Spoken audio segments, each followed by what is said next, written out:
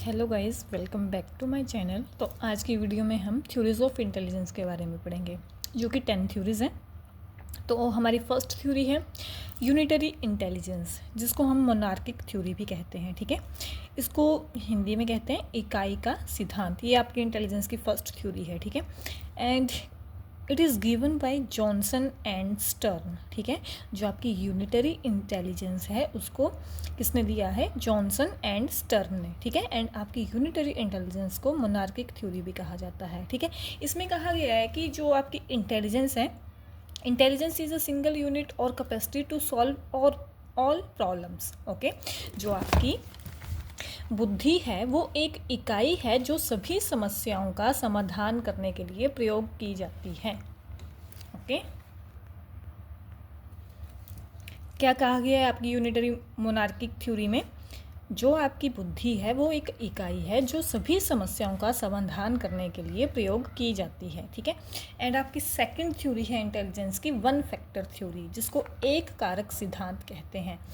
इसमें सभी स्टूडेंट्स बहुत कंफ्यूज होते हैं कि वन फैक्टर थ्योरी है ये, इसको सेकंड नंबर, मतलब हमें याद रखना है कि जो हमारी फर्स्ट थ्योरी है वो हमारी यूनिटरी इंटेलिजेंस थ्योरी है। ठीक है, और जो सेकंड थ्योरी है हमारी वो है हमारी वन फैक्टर थ्योरी। ठीक है, जिसको हम एक कारक सिद्धांत कहते हैं, मतलब एक तत्व सिद्धांत, given by Alfred beneath. Okay, जो आपकी वन फैक्टर थ्योरी है वो अल्फ्रेड बिनेट के द्वारा दी गई है, and it was the first theory of intelligence. ये आपकी क्या है? फर्स्ट थ्योरी है इंटेलिजेंस की, जो आपकी वन फैक्टर थ्योरी है। ओके, एंड अल्फ्रेड बिनेट इनको जो है फादर ऑफ इंटेलिजेंस टेस्ट भी कहा जाता है। जो हमारे बुद्धि परीक्षण होते हैं उसका जनक भी कहा जाता है अल्फ्रेड बिनेट को। ओके, इन्होंने क्या किया है? हमारी वन फैक्टर थ्योरी भी दी है, और क्या है ये? फादर ऑफ इंटेलिजेंस टेस्ट के फादर भी हैं। Okay, and according to him, मतलब अल्फ्रेड बिनेट के according, we all have a general factor of intelligence to apply in all task. हम सभी में एक सामान्य कारक पाया जाता है जो प्रत्येक कार्य को करने में प्रयोग किया जाता है। इनके अनुसार ये क्या कहते हैं कि वन फैक्टर थ्योरी में क्या है कि हम सभी मनुष्यों में एक ऐसा कारक पाया जाता है जो हम प्रत्येक कार्य को करने में प्रयोग किया जाता है। मतलब ठीक है, हम जो भी कार्य करते हैं उसमें एक कारक, हमारे में एक कारक पाया जाता है जो प्रयोग किया जाता है। Okay, and other name of one factor theory, मतलब वन फैक्टर थ्योरी को और किस किस नाम से जाना जाता है? एक आपका यूनिफैक्टर थ्योरी है, मोनोफैक्टर थ्योरी है, एंड सिंगल फैक्टर थ्योरी है। हमें ये तीनों नाम भी याद रखने हैं। ठीक है, हमें इन तीनों नामों में से किसी भी नाम का यूज़ कर सकते हैं पेपर में।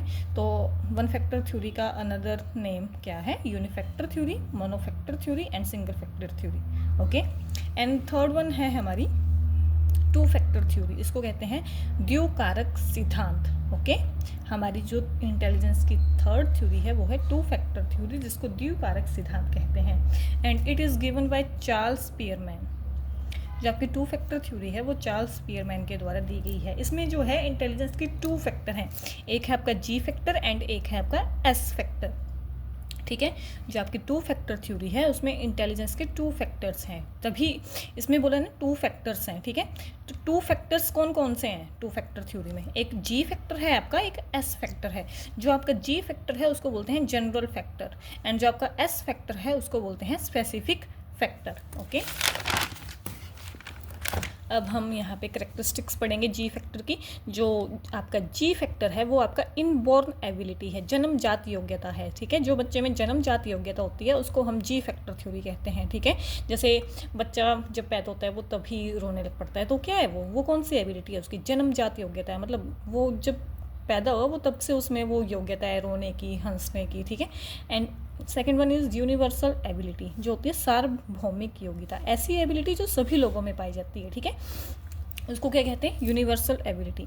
And third one is general mental ability या एनर्जी, सामान्य मानसिक योग्यता और ऊर्जा, ये भी आपकी जी फैक्टर में होती है। एंड फोर्थ है करेक्टरिस्टिक्स है इसकी कांस्टेंट फैक्टर, स्थायी कारक, मतलब जो जनरल एबिलिटी है ना इंक्रीज होती है ना डिक्रीज होती है ये। ठीक है, एंड नेक्स्ट है आपका no impact of new learning, जो आपकी जी फैक्टर थ्योरी है उसका न्यू लर्निंग के ऊपर कोई इम्पैक्ट नहीं पड़ता है, ठीक है। And used in every activity में आप इसको यूज़ कर सकते हैं।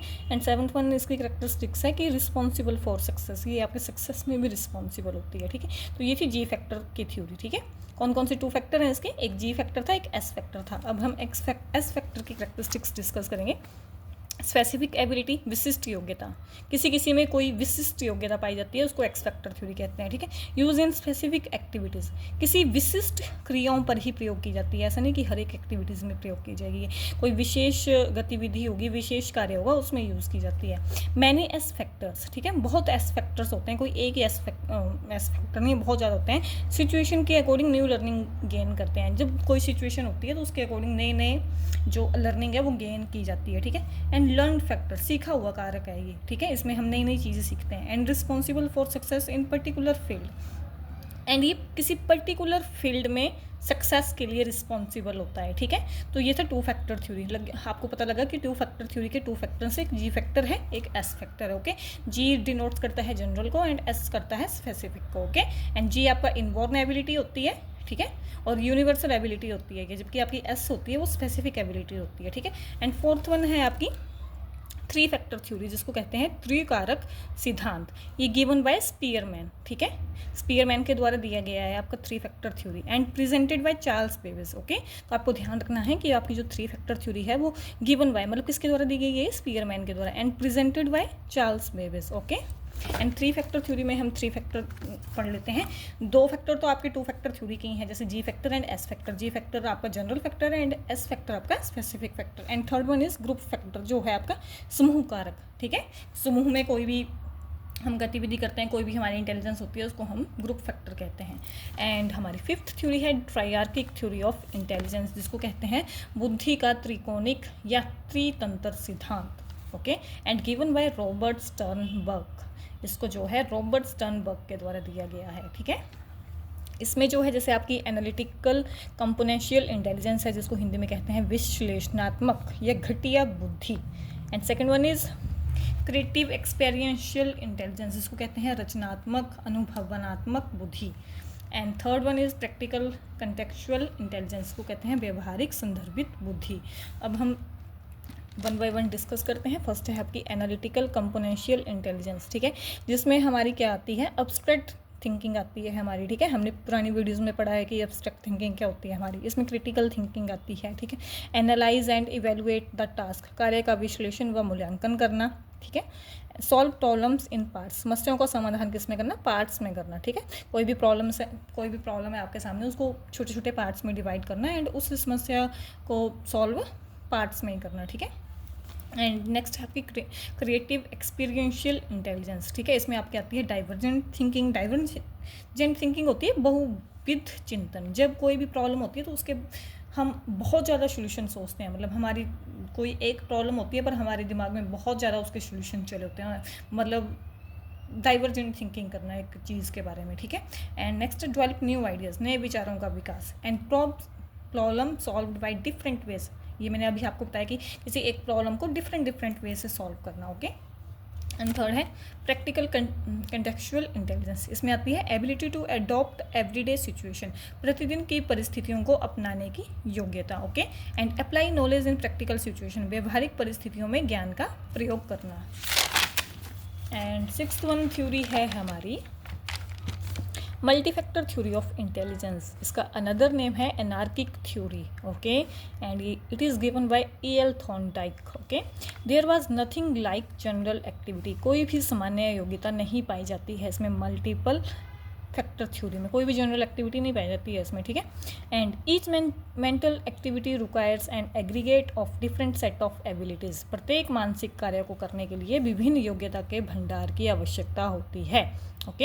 एंड इसके 4 एट्रीब्यूट्स हैं। फर्स्ट है आपका लेवल होता है चरण, refers to the level of difficulties of a task that can be solve, किसी कार्य की कठिनाई के स्तर को संदर्भित करता है जिसे हल किया जा सकता है, ठीक है। कोई मतलब लेवल क्या होता है आपका, किसी भी प्रॉब्लम का कोई लेवल होता है कि जैसे क्लास में बच्चे होते हैं, सेक्शन बने होते हैं उनके, जैसे ABCD, ठीक है। तो बच्चों को उस हिसाब से उनकी मेंटल एबिलिटी के अकॉर्डिंग उनको डिवाइड किया जाता है, एंड बच्चों को उनके मेंटल एबिलिटी के लेवल के अकॉर्डिंग, लेवल मतलब उनके चरण के अकॉर्डिंग उनको प्रॉब्लम्स दी जाती है सॉल्व करने के लिए, कि ये बच्चा इस लेवल की प्रॉब्लम को सॉल्व कर सकता है, तो उसको कहते हैं हम चरण। ओके, एंड सेकेंड है आपका range, refers to a number of task at any given degrees of difficulty, किसी भी कठिनाई स्तर पर कई कार्यों को संदर्भित करती है। Okay, and third one is area, area होता है आपका क्षेत्र, means the total number of situations at each level to which the individual is able to respond, इसका अर्थ है प्रत्येक स्तर पर स्थितियों की कुल संख्या जिस पर व्यक्ति प्रतिक्रिया देने में सक्षम है। And fourth one is speed, is the rapidity with which we can respond to the items, गति वह तीव्रता है जिसके साथ हम वस्तुओं पर प्रतिक्रिया दे सकते हैं। ओके, एंड सेवंथ वन है आपकी group factor theory of intelligence, समूह कारक सिद्धांत। Okay, and it is given by Louis Leon Thurstone in 1930।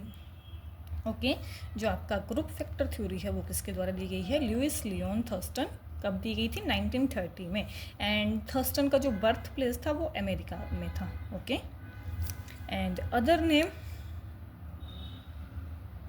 Primary mental abilities theory भी बोलते हैं इसको, एंड फैक्टर एनालिसिस थ्योरी भी कहते हैं इसको। प्राइमरी मेंटल एबिलिटीज़ थ्योरी को हिंदी में कहते हैं प्राथमिक मानसिक योग्यताओं का सिद्धांत, एंड सेकंड है आपकी फैक्टर एनालिसिस थ्योरी, इसको कहते हैं कारक विश्लेषण सिद्धांत। ओके, जो आपकी टोटल जो मेंटल एबिलिटीज़ हैं, ठीक है, वो 8 हैं।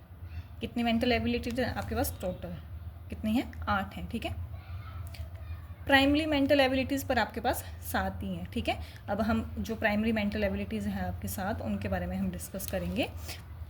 फर्स्ट इसमें आती है वर्बल कंप्रीहेंशन, जो रिलेटेड होती है आपकी वर्ड से, ठीक है, एंड वर्ड मीनिंग से रिलेटेड होती है, शाब्दिक योग्यता इसको कहते हैं। सेकंड वन है न्यूमेरिकल एबिलिटी, गणितीय योग्यता, जिसमें हम मैथ्स से रिलेटेड है ये। Okay, and third one is word